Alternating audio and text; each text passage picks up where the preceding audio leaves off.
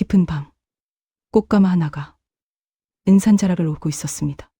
가마를 맨 이들도 말이 없었고 등을 든 이도 고개를 숙인 채였지요. 가마 곁에 따르는 등굴 하나가 바람에 흔들려 위태롭게 깜빡였지요. 산 아랫마을에서는 그 집을 두고 이런 말이 돌았습니다. 저 집에 한번 들어간 색시는 다시는 나오지 못한다더라. 가마에 실려온 신부의 이름은 소윤이었습니다.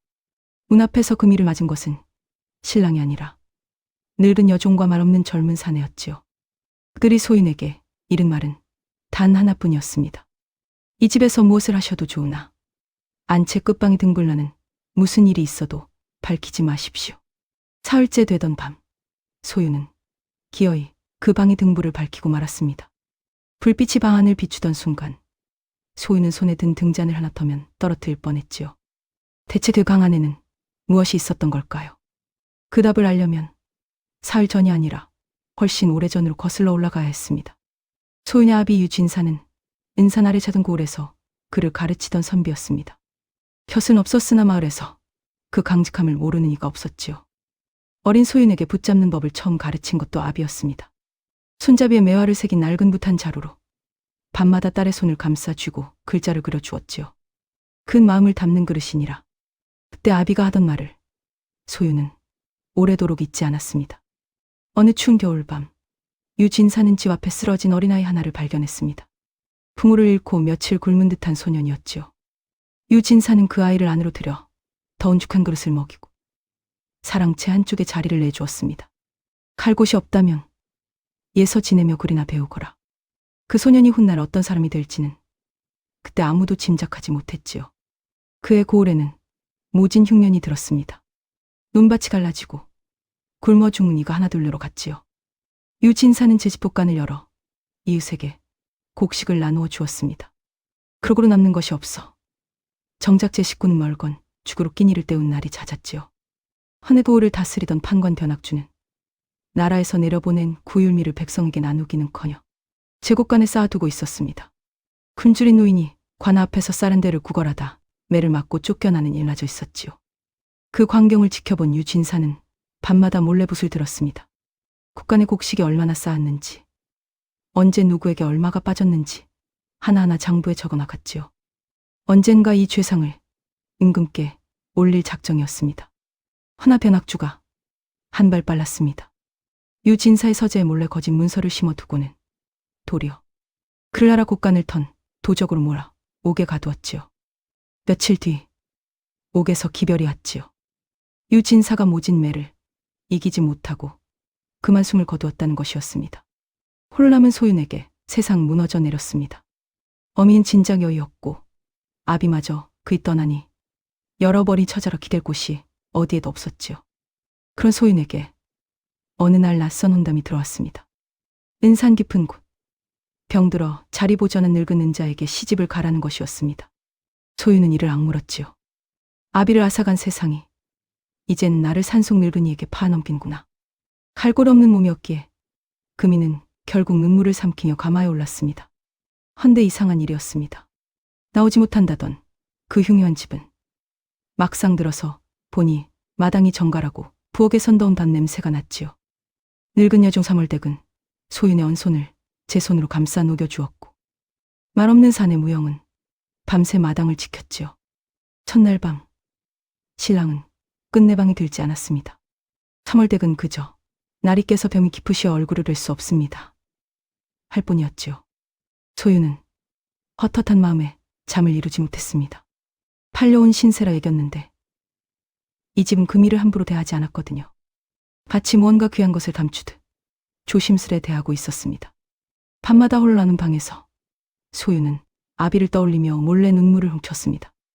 이 낯선 지대 정을 붙일 일이 있을까 싶었지만 사몰댁의 손길과 무영의 무뚝뚝한 배려가 조금씩 금이의 마음을 데우고 있었지요. 그럴수록 이 집이 감춘 비밀이 무엇인지 소윤의 궁금증은 더욱 급어만 갔습니다. 그런데 며칠이 지나며 소윤의 눈에 자꾸만 걸리는 것들이 생겼습니다. 부엌에는 늘 두 사람 몫의 밥이 지어졌으나 병든 은자의 방으로 들어가는 상은 언제나 하나뿐이었지요. 게다가 대돌 위에 놓인 산의 집시는 몸져 눈 늙은이의 것이라기에 지나치게 컸습니다. 소윤은 고개를 갸웃했지만 차마 입 밖을 묻지는 못했지요. 하루는 무영과 삼월댁이 함께 산 아래로 내려간 틈을 타 소유는 몰래 곳간채를 살펴보았습니다. 자물쇠가 굳게 걸린 과 안에는 산에 온 몇 벌과 낡은 이부자리 두 채가 나란히 개켜 있었지요. 병든 늙은이 하나만 산다는 이 집에 어찌 이리 많은 세간이 필요한 것인지 소유는 알 수 없었습니다. 발소리가 들리자 금이는 황급히 광문을 닫고 돌아섰지요. 그날 저녁 소유는 넌지시 무영에게 물었습니다. 이 댁에 나 말고 또 누가 사는 겁니까? 무영의 낯빛이 순간 굳었지요. 아씨, 때가 되면 다 아시게 될 것입니다. 짐은 그저 소인을 믿어주십시오. 그 눈빛이 거짓을 말하는 사람의 것이 아니었기에 소유는 더 캐묻지 못했습니다. 다만 그날 밤 이후로 소유는 무영의 뒷모습을 조금 더 유심히 살피게 되었지요. 밤이 이슥해지면 무영은 안채 끝방으로 약사발을 들고 들어왔습니다. 그 방에서는 이따금 늙은 사내의 마른 기침 소리가 또 어느 밤에 낮은 흐느낌이 새어나왔지요. 소윤이 다가서려 하면 무영은 조용히 그러나 단호히 길을 막았습니다. 그 방만은 아니 됩니다. 어느덧 좋은 오후 소윤은 장작을 패는 무영 곁을 지나다 걸음을 멈추었습니다. 그의 소매가 낡아진 것을 보고는 말없이 바늘을 가져와 소매 끝을 영해 주었지요. 무영은 놀란 얼굴로 손사래를 쳤습니다. 아씨, 이런 일은 소인이 가만히 계세요. 손 다치겠어요. 소인이 짧게 웃자 무영이 굳은 얼굴에도 잠시 옅은 웃음이 스쳤습니다. 그날 이후로 소유는 이 말 없는 사내가 조금씩 편안해졌지요. 어느 저녁 우물가에서 소유는 삼월댁의 손등에 댄 자국을 보았습니다. 언제 이리 다치셨습니까? 물으니 삼월댁은 웃음으로 얼버무리다 문등아진 목소리로 말했지요. 아씨는 참 그분과 눈매가 닮으셨습니다. 그러고는 화들짝 놀라 손을 거두어대었습니다. 소유는 그 말의 뜻을 알 수 없었으나 가슴 한 구석이 이상하게 저릿했지요. 며칠 뒤 저작거리에 곡식을 팔러 나온 늙은 박물 장수가 삼월댁을 붙들고 물었습니다. 이 댁 어르신 병원은 좀 어떠하신가? 벌써 몇 해째라던데. 삼월댁의 낯빛이 순간 하얗게 질렸지요. 많이 나아지셨습니다. 그 대답이 어딘가 앞뒤가 맞지 않는다는 걸 소유는 깃에서 똑똑히 들었습니다. 그러던 어느 날 소유는 반지꼬리 밑에서 낡은 붓한 자루를 보았습니다. 손잡이에 새겨진 매화 무늬. 그것은 분명 아비 유진사가 평생 아끼며 손수딸에게 그를 가르치던 그 글씨였지요. 소윤의 심장이 쿵 내려앉았습니다. 어찌하여 아버지의 붓이 이 산속집에 있단 말인가. 그날 밤 소윤은 도무지 잠을 이룰 수가 없었습니다. 몰래 방을 나서 약사발을 들고 끝방으로 향하는 무영의 뒤를 소리 없이 밟았지요. 문틈에 귀를 대니 안에서 무영 낮은 목소리가 새어나왔습니다. 아쉽게는 아직 아무것도 아시게 해선 아니 됩니다. 조금만 더 견디십시오. 그 말에 답하는 늙고 갈라진 사내의 목소리가 있었지요. 그 목소리를 듣는 순간 소유는 알 수 없는 그리움에 온몸이 저릿했습니다. 마치 오래전에 잃어버린 무언가를 다시 마주한 듯한 느낌이었지요. 분명 처음 듣는 음성인데 어쩐지 사무치게 익숙했지요. 발소리가 다가오자 소유는 황급히 몸을 숨길 수밖에 없었습니다. 그리하여 사흘째 밤이었습니다. 무영이 잠시 산 아래로 내려간 틈에 소유는 떨리는 손으로 끝방의 문고리를 잡았지요. 그리고 마침내 등불을 밝혔습니다. 그런데 방 안에는 아무도 없었습니다. 자리 보전했다던 늙은 은자도 금이의 신랑도 그 어디에도 보이지 않았지요. 서늘한 공휴게 먼지 냄새만 감돌았습니다. 한쪽에는 약탕기가 식어가고 벽에는 빼곡히 적힌 글씨가 가득했지요. 그것은 틀림없는 아비의 필체였습니다. 아랫목 장판은 한 자락 슬며시 들려있었고 그 아래로 사람 하나 겨우 드나들 만한 족보검은 통로가 아가리를 벌리고 있었지요. 소유는 등잔을 떨어뜨릴 뻔했습니다. 병든 신랑도 흉한 은자도 애초에 없었던 것입니다. 이 집은 누군가를 숨기기 위해 지어진 집이었지요. 대체 이 통로 끝에는 무엇이 있는가? 소윤의 가슴에 새로운 의문이 불길처럼 번졌습니다. 그때 등 뒤에서 서늘한 목소리가 들렸습니다. 어느새 돌아온 무영이었지요. 그는 화를 내지 않았습니다. 다만 깊은 한숨을 내쉬며 그 자리에 무릎을 꿇었지요. 아씨, 소인은 본디 유진사 어른의 문화에 있던 사람이다. 6살에 부모를 잃고 거리를 떠돌던 소인을 어른께서 거두어 그를 가르쳐 주셨습니다. 그 은혜를 갚을 길이 이것뿐이었지요.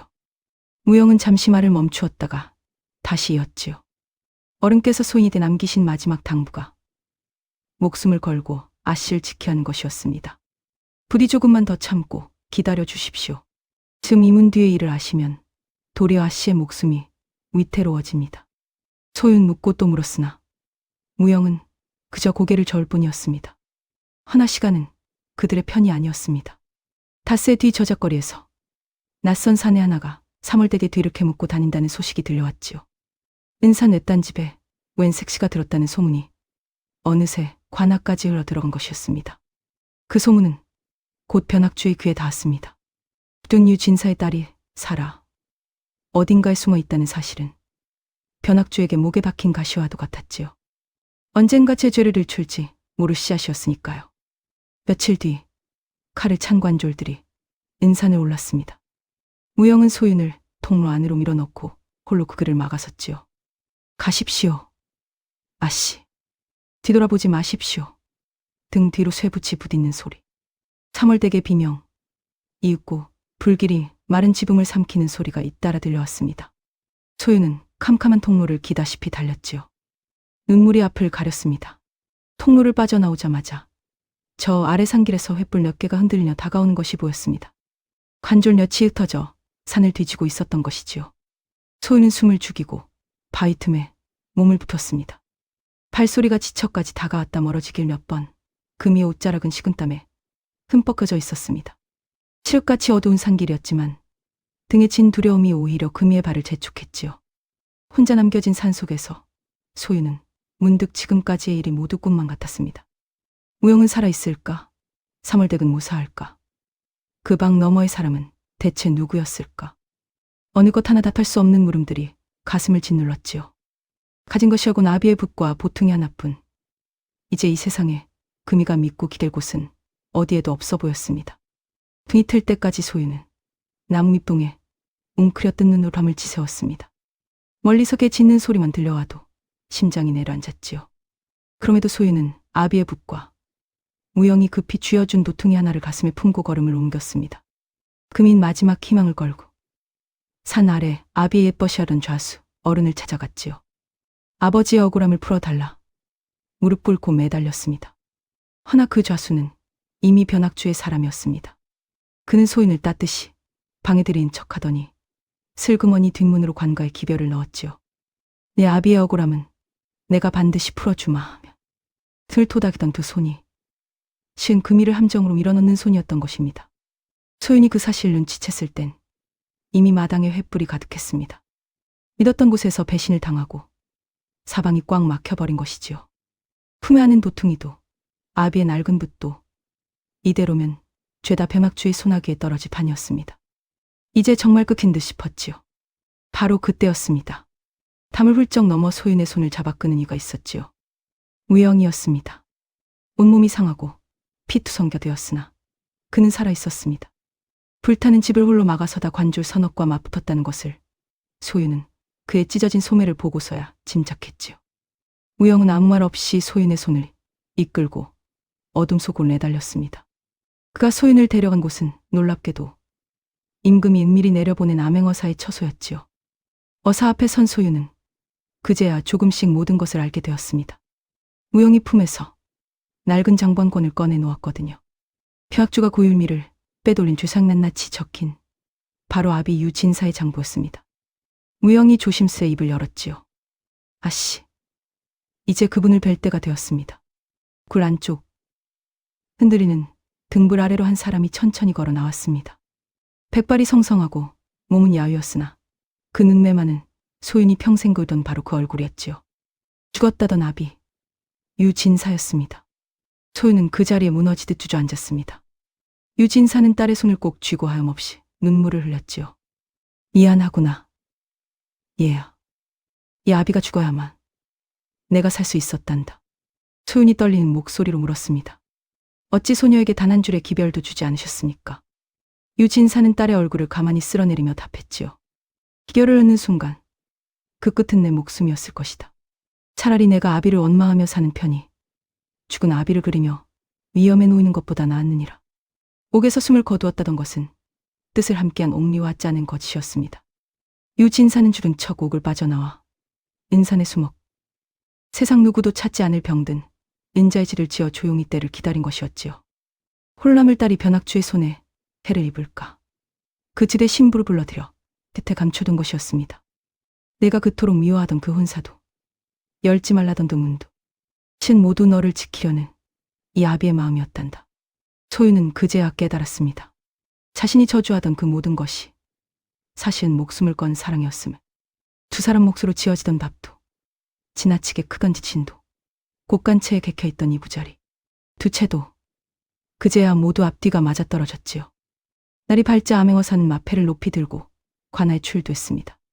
아비의 장부와 상수, 무영의 증언, 소윤의 눈물 어린 호수 앞에서 변학주의 죄상은 백일하에 드러났지요.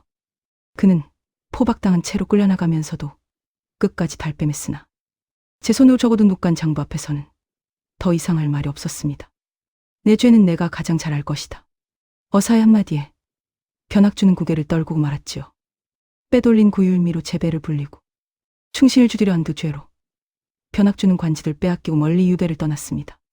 죽은 줄만 알았던 유진사는 충신으로 다시 세워졌고 굶주리던 백성들께는 곳간이 활짝 열렸습니다. 과마당에 쌓인 쌀가마니를 보며 마을 사람들은 서로 얼싸안고 눈물을 흘렸지요. 그날만은 고을 전체가 오랜만에 웃음소리로 가득했습니다.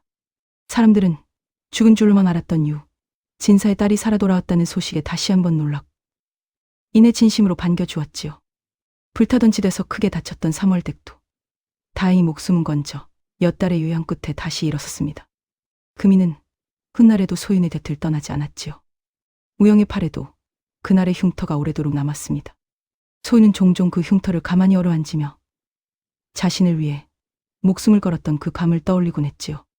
세월이 흘러 소윤은 목숨 걸고 자신을 지킨 무영과 부부의 연을 맺었습니다. 혼례 날 소윤은 아비가 처음 쥐어준 금애화 무늬부수 손수 예장을 적어 내려갔지요. 은산 아래 자던 집에서 늙은 아비를 곁에 모시고 오래오래 정답게 살았다지요.